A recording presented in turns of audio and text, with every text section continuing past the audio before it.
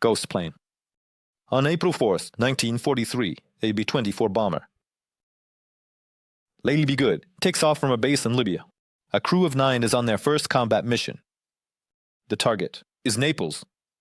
They are supposed to drop bombs and return. A simple task, but is it really? After attacking the city, Lady Be Good sets course for the airbase. But over the Mediterranean Sea, a sandstorm begins. The automatic radio direction finder fails. The plane flies past the base. The crew doesn't notice this. They continue flying deeper, into Africa. 2 hours in the air. The last drops of fuel. The crew decides to jump, parachutes open in the night, while Lady Be Good continues its flight. The abandoned aircraft flew another 16 miles before crashing into the sea of sand. The crew finds themselves in the middle of the desert. They head north. Day after day. The bodies are found only 17 years later. 5 dead, lying next to each other. The others, even further away. The last of the pilots walked over 200 miles. And Lady Be Good, she was found by accident, 15 years after disappearing. The plane looked as if it had just landed. The radio was working, and there were bullets in the weapons. Even the water on board was preserved, and its parts were sent to other planes. And then something strange began. One B-24 crashed, another failed right in flight. One of the machines exploded in the air.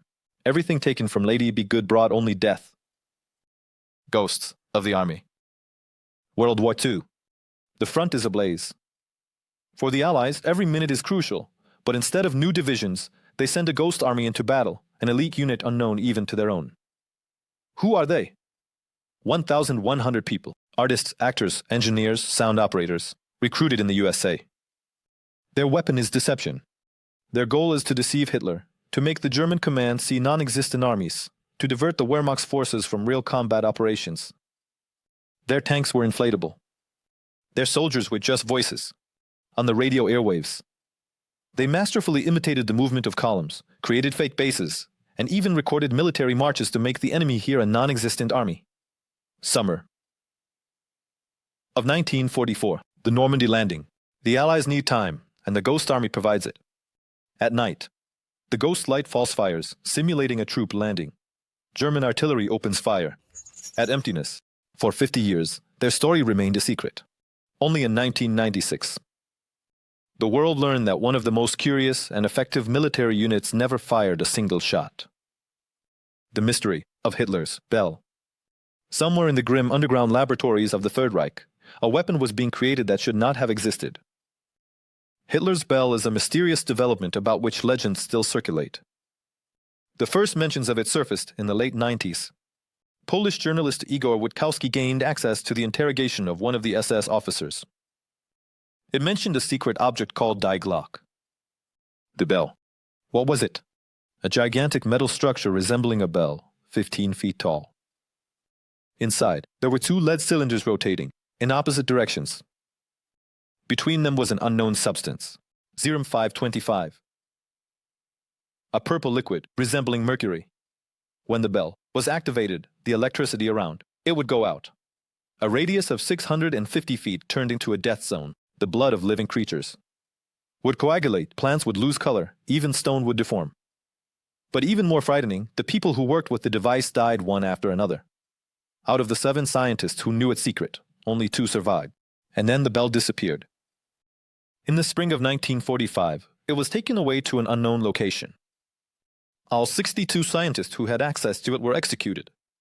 No traces were left. The discovery of the Amber Room.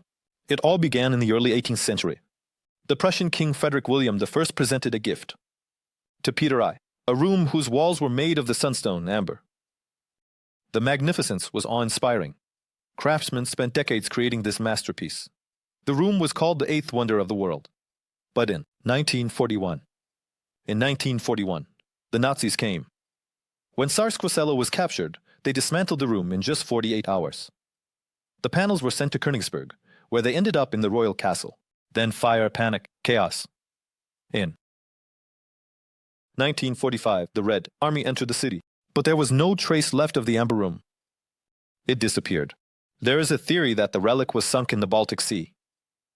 In the spring of 1945, Soviet aviation sank the German steamship Karlsruhe. It was carrying a mysterious cargo. Today, divers find in its holds crates. What's in them? Could it be parts of the Amber Room?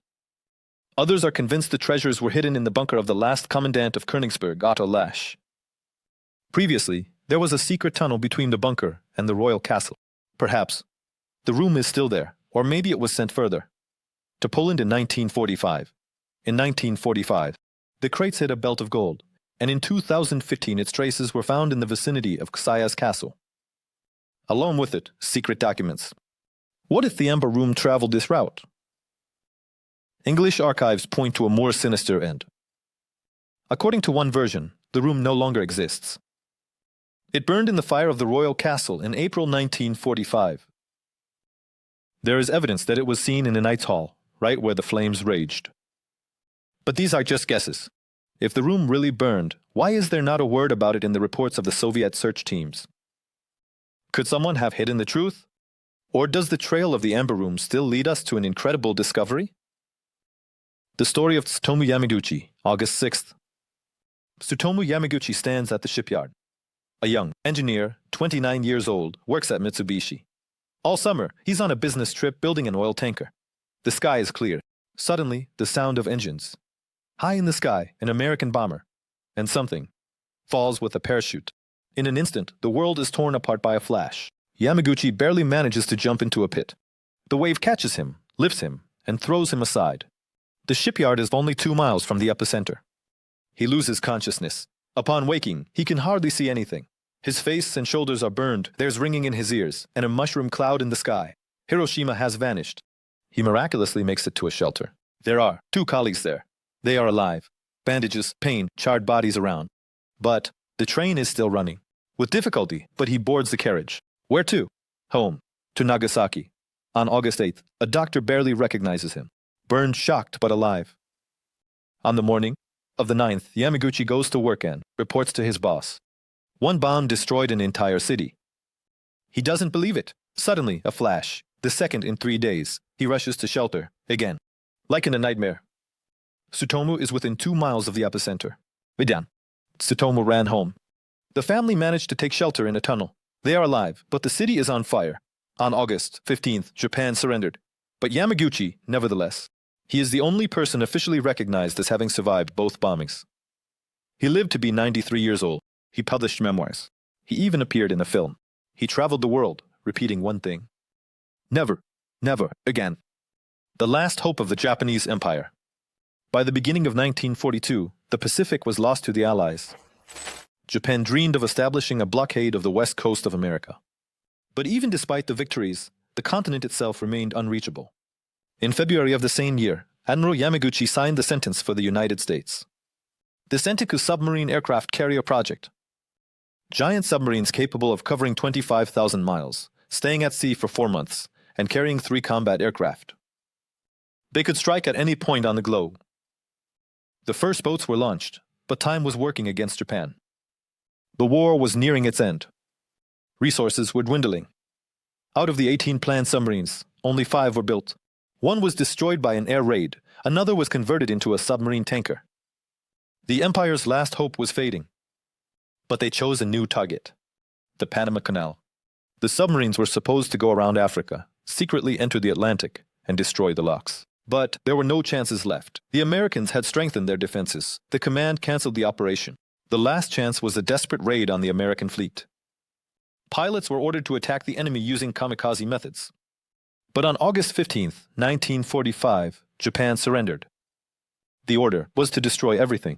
On the A401, planes were placed on the catapult and thrown overboard.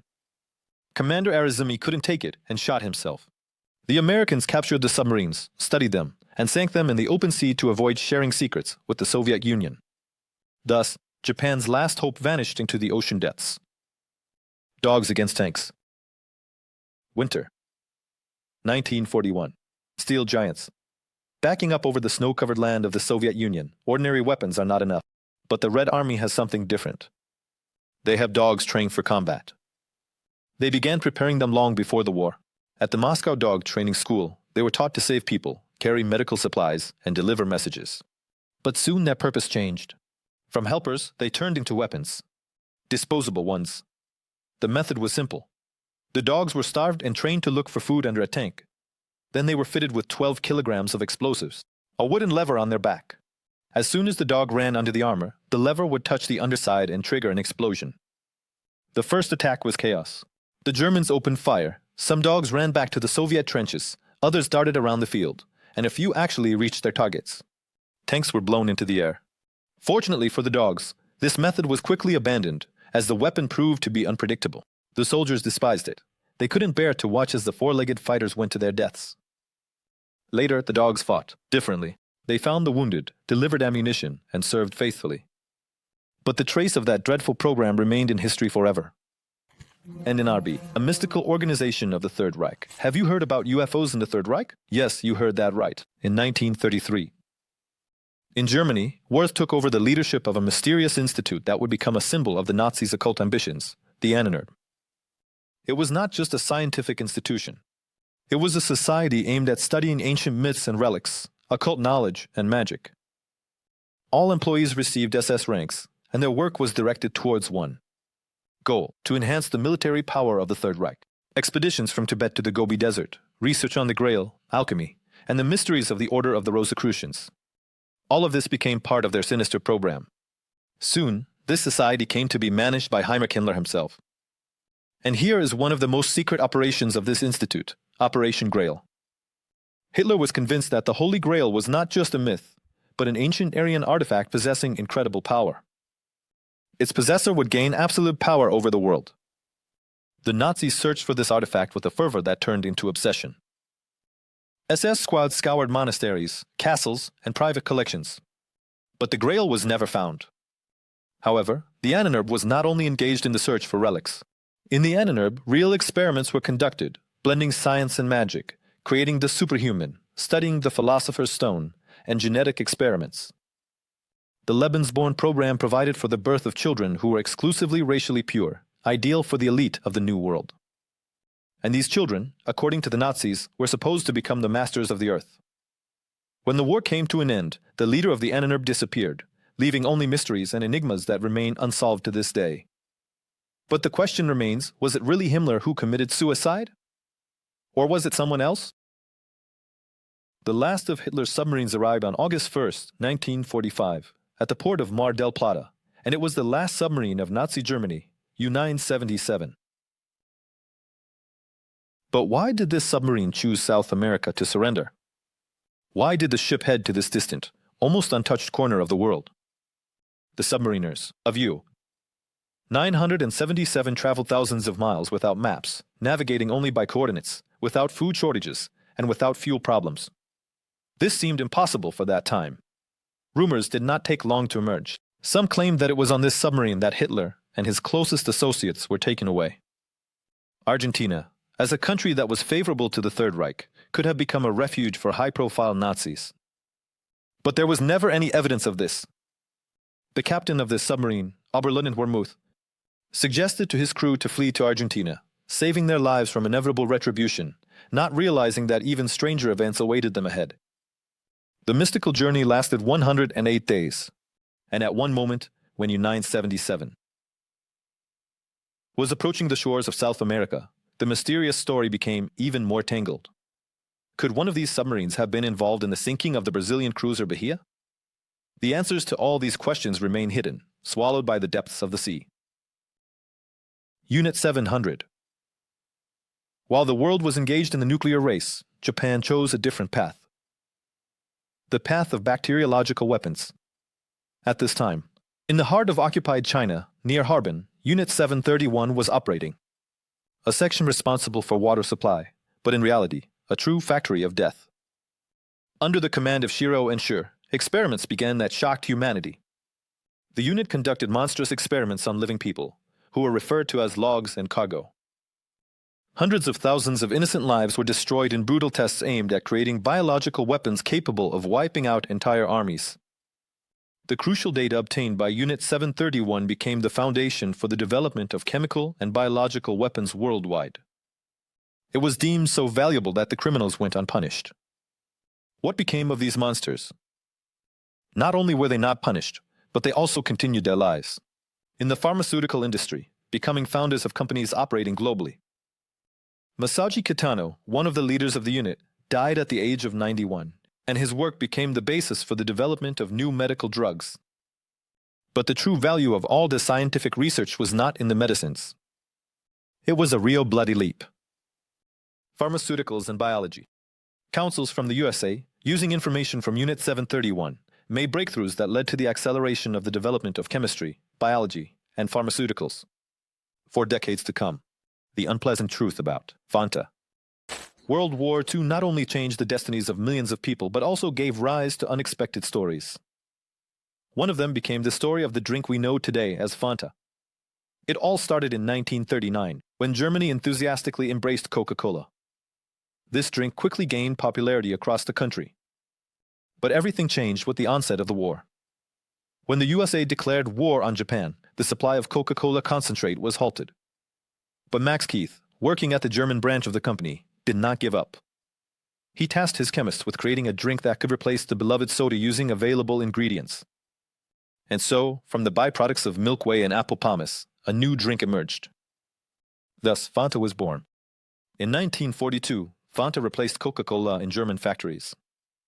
Over the course of a year, more than 3 million bottles were produced, with the main consumer being the German military. After the war, Max Keith did not become a Nazi, but his revolutionary drink underwent several transformations. In 1960, Coca-Cola acquired Fanta, changing its flavor from apple to orange. This is how the global story of Fanta began, which is now sold in more than 160 countries worldwide. But what remains unchanged is its unexpected origin during the darkest time in world history. The mystery of Hitler's remains. The mystery surrounding Adolf Hitler's death continues to intrigue minds. In 2000, his remains were displayed at an exhibition by the State Archive of Russia. However, every look at these exhibits raised some questions. A fragment of a charred jaw, the gun he allegedly shot himself with, all of it was under glass. The exhibition was complemented by mystical symbols around it. But when it comes to Hitler's remains, one can conclude that things are not so straightforward, as no genetic examination was conducted. And how can we be sure that these remains truly belong to the Führer? This question has long remained without a clear answer. Why wasn't the DNA tested? The baseless confidence of official sources seems to only fuel suspicions. What about the skull? It was only found in 1946, but there are issues with it as well. It doesn't have an entry bullet hole. This is despite the fact that, according to the official version, Hitler shot himself in the mouth after taking poison. The examination of the jaw did not reveal any bullet traces, so whose remains were actually displayed in the State Archive. Among the many mysterious stories of World War II, one remains particularly enigmatic. Nazi bases in the Arctic. Officially, it was confirmed by everyone that Germany built a base in Antarctica. But what was happening there? In 1941, Soviet aviation recorded a German plane flying over Alexandra Land Island. A year later, in 1942, Soviet pilots found an unknown radio station and strange signals in the same area. In 1951, the Soviet icebreaker Semyon Dezhnyov discovered the first base at Cape Nimrod. It was not just a station. There was a radio tower, warehouses, and residential buildings here. It turned out that in this icy corner, a system of Nazi military bases was operating, including the Kriegsmarine and the Schatzgräber weather station. But the mysterious findings did not end there. In the 1950s, during the construction of the airfield, workers discovered entrances to caves that could have been used to hide submarines. The Nazis, as always, hid their secrets in the most unexpected places. How many more secrets does the icy wasteland conceal? And were these bases part of a grand plan to create a new Berlin in the Arctic? For now, we can only speculate. The US authorities and the Italian mafia. During World War II, the US and the Italian mafia made a very intriguing agreement that left a clear mark in history. Authorities, willing to do anything for victory, found unexpected allies in the bandits. The threat of enemy agents hiding among refugees was real. A surge of fear occurred after an explosion in the port when the largest US Navy transport ship, the Normandy, caught fire. The Americans suspected that hidden enemies were operating within the country. But what if the key to victory wasn't in having clean hands? The mafia, which had a tight grip on Italy, turned out to be a source of vital information. This information helped the Allies carry out a successful landing in Sicily in the summer of 1943. In Italy, for centuries, power belonged not to the government, but to the mafia. Criminal clans regulated life in the south of the country, becoming the true rulers there. But with the arrival of Mussolini's bandits, a brutal war with the criminals began. The mafia was forced to go into hiding, and many of its leaders moved to the USA. In response, the Americans offered the mobsters a deal, help in exchange for freedom of action. In return for information about the fascists, they left the mafia alone. The result was ambiguous. With each passing year, crime on the streets of the USA increased. Mafia clans gained control over drug trafficking, prostitution, and the gambling business. When the fascists were defeated, America did not immediately pay attention to its new allies. And it was only 30 years later that the country began to fight the mafia. But it was already a bit too late. The gangsters had deeply entrenched themselves in the state apparatus, and crime had forever changed the face of America. So, we have a historical paradox on our hands. In the pursuit of victory, America found itself indebted to Italian criminals. UFOs of the Third Reich. Have you ever heard about UFOs in the Third Reich? Yes, you heard right. It all started with the mysterious Vril, founded in the 1920s. Soon it became the focus not only of mystics, but also of German scientists. The Vril claimed they communicated with aliens, but in reality it was a cover for developing alternative physics. As early as 1922, they created a machine capable not only of flying but also of teleporting through time. Yes, you've heard correctly. Teleportation. But real progress began in 1933 year. Germany was preparing its projects, and soon the Bell appeared, a secret weapon that, according to rumors, could change the course of the war. But all of this pales in comparison to what came next. In 1941, the world first heard of the Avro 1 Jaeger, a disc-shaped aircraft with incredible maneuverability. This machine reached speeds of up to 7,500 miles per hour. And all this without compromising flight performance. However, no matter how impressive the results were, the project was shut down. Why? The crew couldn't react quickly enough to changing conditions. By 1944, these mysterious devices began appearing on the front. They flew effortlessly, passing over Allied troops who couldn't intercept them. Just imagine, flying saucers gliding through the air leave only questions. But what happened to these machines and their creators? Did they remain a secret, or did they eventually reveal their secrets to those who sought power over the world? Well, now let's be honest. It's hard to imagine that anyone could seriously take texts like the ones presented earlier. But alas, they do. People love mysteries, puzzles, and are willing to pay those who provide them with fantastic stories under the guise of documentary research and exposés. You can pay us with just a like,